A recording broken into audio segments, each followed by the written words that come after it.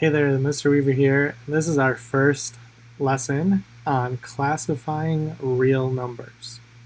So, in this section, your standard you need to be able to master is knowing that numbers that are not rational are called irrational, which is what we're going to focus most of today on.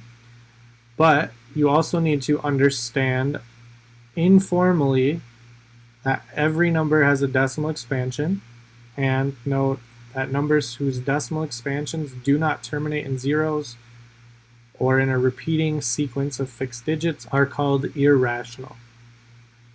And we'll get into a little more of what that means right now.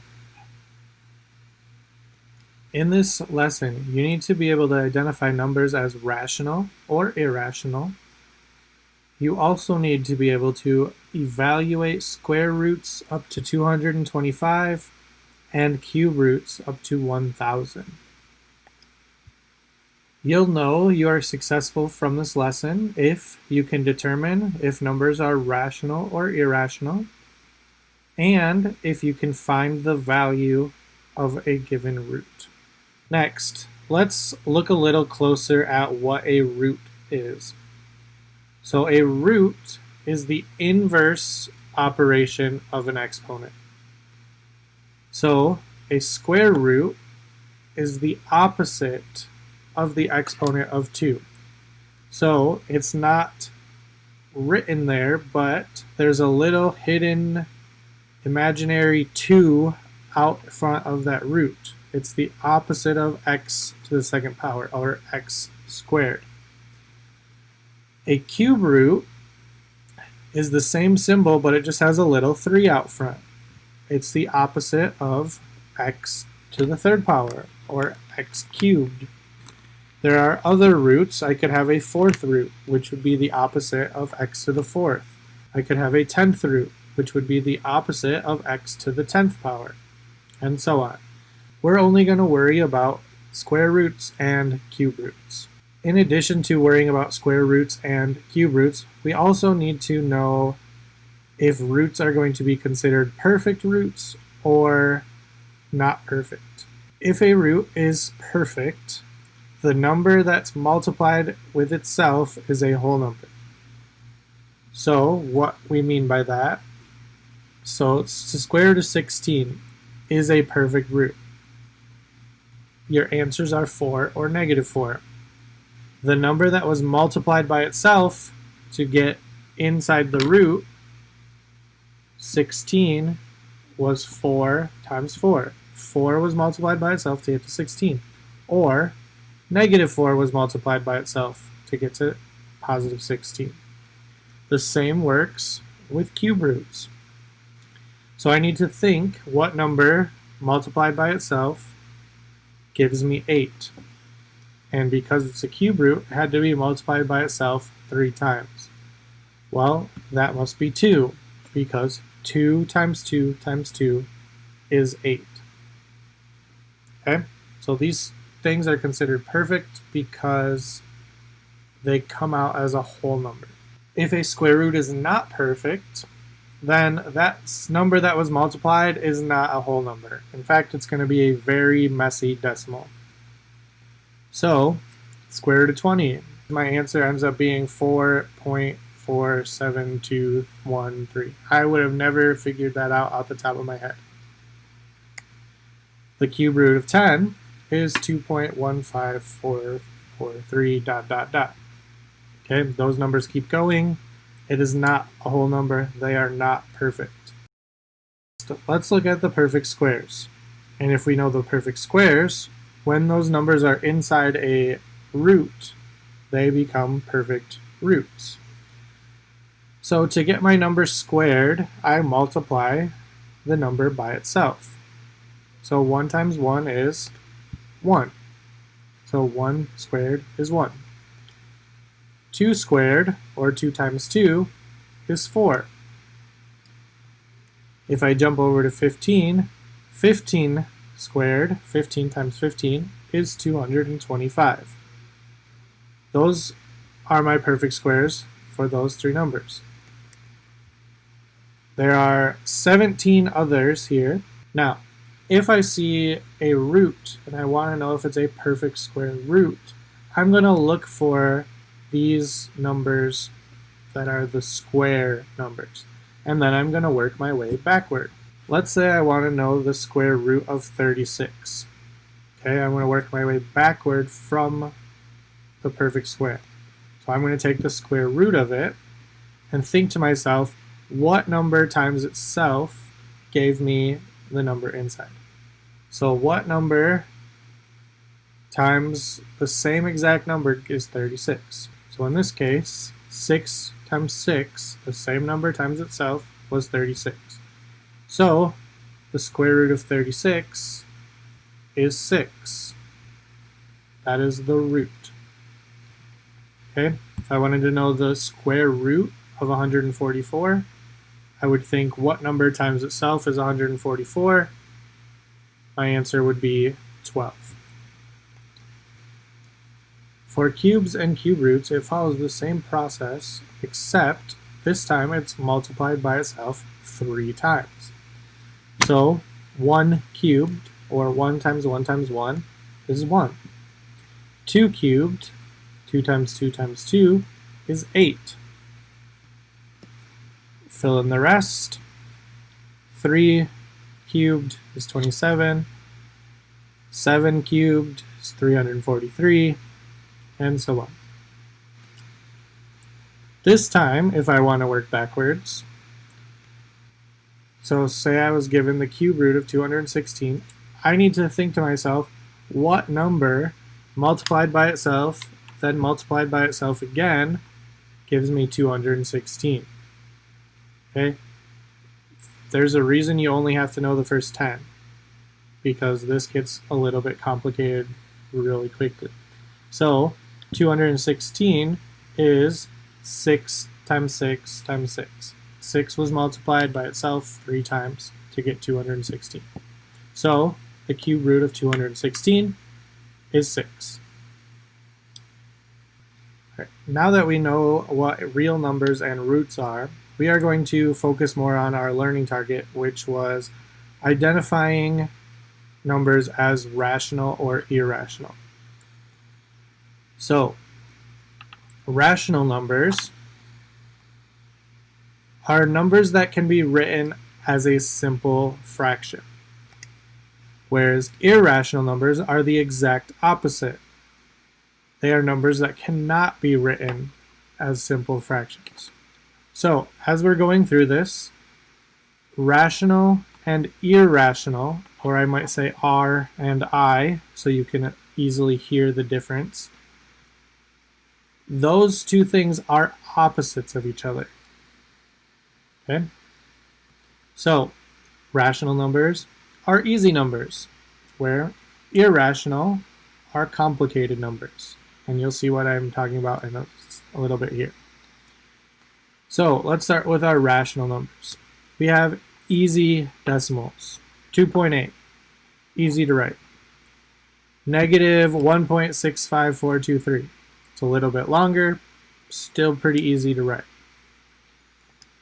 Fractions, easy to write. Okay, 2/3, doesn't take much effort to write. Negative 1 3/4, pretty easy. Repeating numbers, 1.4 repeating, pretty easy to write. Even if it was written out as 1.44444444 and so on, as that way as repeating, you can simplify it as 1.4 with a bar over it, and now it's easy to write. Okay? Compare this to irrational, which are our complicated numbers. This number goes on forever and ever, and even though I was able to write it down, the dots at the end told me that I didn't write all of it. So it's pretty long as it is, and it wasn't even close to being all of it. It's a complicated number. One other irrational number is pi. Pi is I. Pi is irrational. Okay, you might have learned it last year as 3.14, but 3.14 is the rounded off version of it. it actually keeps going on forever and ever. So it is a complicated number. Okay, now you're going to be able to use a calculator to help you identify. So let's take a look at what rational and irrational might look like on your calculator. So this might be your school calculator, it might be your phone calculator, it might be Desmos. It will look the same regardless. So on your calculator, rational numbers are going to be short decimals or integers, so your counting numbers. Okay? You might see them as decimals that repeat.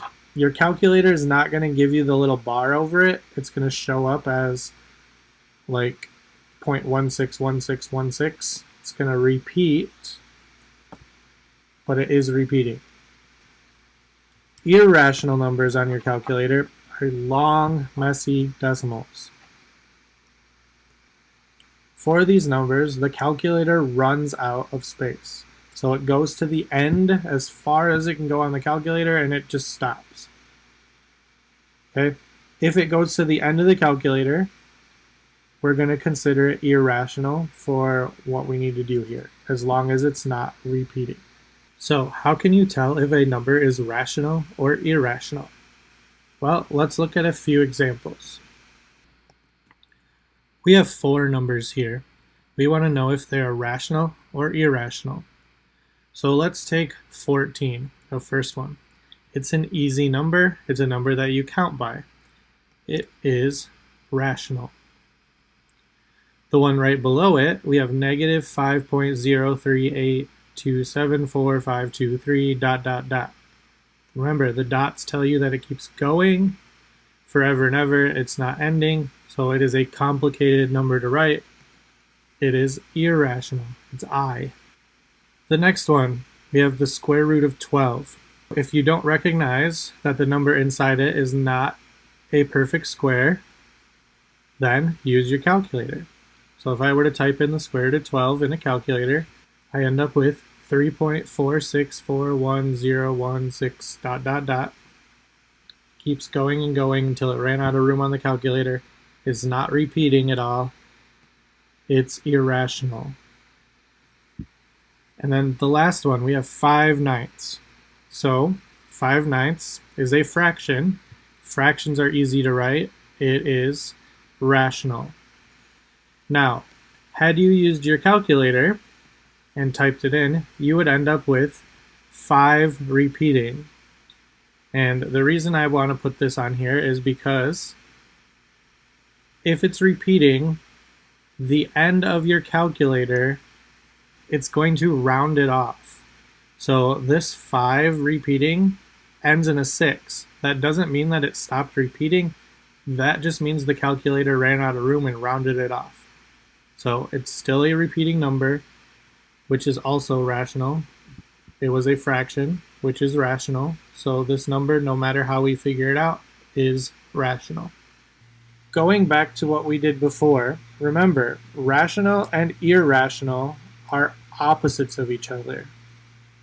If you can remember one of them, then the other type is the exact opposite, or all of the ones that it is not. So, rational numbers. Here are all your easy numbers. You have your integers, or your counting numbers, your fractions, mixed numbers, decimals that terminate, so they end, decimals that repeat, or your perfect roots. Opposite of that, we have our never-ending decimals, and they don't ever repeat, not perfect roots, and pi. Okay? So again, opposites. Decimals that terminate, and then never-ending. Terminate means end. These are never-ending. Decimals that repeat. Decimals that don't repeat. They're opposites. Perfect roots are rational. Not perfect roots are irrational. Opposites. One caution when you are dealing with roots. So if you're trying to figure out if a root is rational or irrational, sometimes the number inside is a fraction or a decimal. don't stress. You can use your calculator. Here's why I'm saying caution with it. Take these 3 digits, 256. So the square root of 256 is a perfect square. It comes out to be 16. Same 3 digits, but I moved the decimal point, 25.6. That answer is 5.059644, and again the dots means it keeps going and it doesn't end or repeat. Move the decimal again, 2.56. I get 1.6. Same 3 digits, decimal point, the decimal point is in a different place. The first one is rational, 16 is an easy number. The last one, 1.6, is rational. It's an easy number.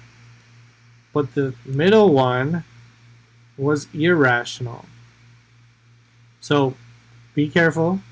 When in doubt, use your calculator to double check. Okay, then easy numbers will be rational.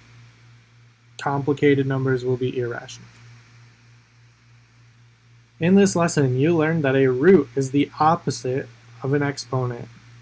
So in order to figure out what that root is, you need to figure out what number was multiplied by itself to get the number inside. Okay? If it's a perfect root, it's going to come out to be a whole number. If it's not a perfect root, it's going to come out to be a messy decimal. You also learned that rational numbers are easy numbers, and they include integers, fractions, and decimals that repeat or end, and then perfect square roots. And that irrational numbers are never-ending decimals that don't repeat. And then that also would be your not perfect squares and pi. So by now, you need to ask yourself, do you know how to do these two things? So do you know how to identify a number as rational or irrational? And do you know how to find the value of a root? If you're not sure how to do these things, you may want to go back and watch some of the videos again, pausing at places where you're having a little bit of trouble. And that's it for this lesson 1 on understanding real numbers.